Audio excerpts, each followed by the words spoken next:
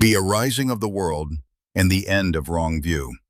Friends in the Dhamma, today we reflect on a profound discourse of the Blessed One, Gautama Buddha, a teaching that explains not merely how the world appears, but how wrong views arise, how identity forms, and how true nobility is known. This talk is based on Aggañña Sutta in the Dīgha Nikāya. This discourse reveals the origin of social identity, the arising of wrong views, and the true basis of nobility according to Dhamma. This discourse was not given to philosophers seeking speculation. It was given to seekers who wish to understand truth beyond belief. Let us listen carefully, not as a story about the past, but as a mirror of the mind. Part 1. Why this teaching was given. Two young Brahmins had renounced social privilege to follow the path of training. Others criticized them. You have abandoned your noble birth. Spiritual purity belongs only to those born into it. Instead of arguing socially, the Blessed One revealed something far deeper, how identity itself is constructed. Thus begins a teaching not about social reform alone, but about the nature of existence. Part 2. The world in its early condition. The Buddha describes vast cycles of expansion and contraction of the world system. When the world evolves again, beings appear not as we know them today. They are luminous, mind-made, sustained by joy, moving freely. There is no division of class, no ownership, no conflict, no identity based on form. There is simply experience without clinging. But conditions change. A subtle, material nutriment appears. One being tastes it, others follow. With that simple act arises preference. With preference arises craving. With craving arises change. Bodies grow coarser, luminosity fades, differences appear. Comparison begins. From comparison arises conceit. From conceit arises division.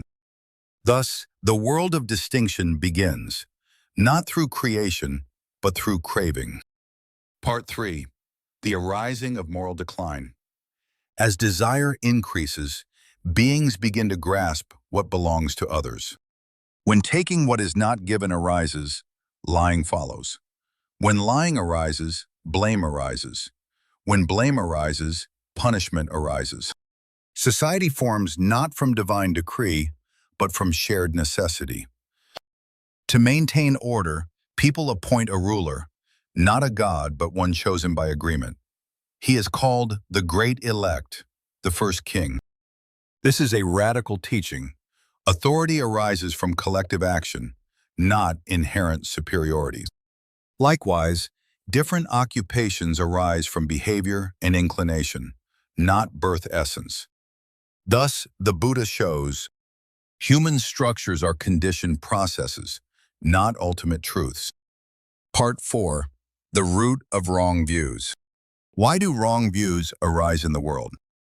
Because beings observe results, but do not understand causes. Seeing a difference, they assume a fixed identity. Seeing order, they assume divine origin. Seeing status, they assume inherent essence. From ignorance of conditionality arise beliefs such as, this is who I truly am. This group is superior. This structure is permanent. But these are constructions of perceptions shaped by craving. Wrong view is not merely an incorrect belief. It is a perception shaped by attachment. Part 5. The true meaning of nobility. Having dismantled social identity, the Blessed One redefines nobility. A person is not noble by birth, not by appearance, not by claim. One becomes noble through conduct and realization. Who is truly accomplished? One who abandons unwholesome action, cultivates virtue, trains the mind, understands reality as it is. Thus, nobility is experiential, not inherited. This teaching overturns identity at its root. Part 6. the inner meaning for practice. Friends, this discourse is not primarily about ancient cosmology. It describes something happening now in every mind. Observe. A feeling arises, pleasure is tasted, craving follows, identification forms. I like this. I am this. This is mine. From simple contact emerges the entire structure of self and world. The Buddha shows that what happens on a cosmic scale happens moment by moment within experience. Thus, the world we cling to is constructed through ignorance. Part 7. The Path Beyond Construction. If identity is constructed, it can be understood. If it can be understood, it can be released. The path taught by the Buddha reverses the process. Instead of craving, to understanding arises. Instead of identification, to observation arises. Instead of clinging, to letting go arises. Through virtue, the mind becomes steady. Through mindfulness, experience is seen clearly. Through concentration, perception becomes refined. Through wisdom, the illusion of essence dissolves. One no longer asks, "Who am I?" One understands, this is a conditioned process. This is liberation from wrong view. Part 8. The Universal Message. This discourse carries several profound implications. No being is fixed in nature. No social identity defines ultimate worth. No phenomenon possesses a permanent essence. What arises through conditions ceases through conditions. Thus, the teaching does not merely critique society, it reveals the structure of existence. The world is not sustained by identity, it is sustained by causes. And suffering persists only while causes persist. Part 9. A reflection for listeners. Consider how conflict arises today. Through attachment to identity, through clinging to the view, through the assumption of inherent difference.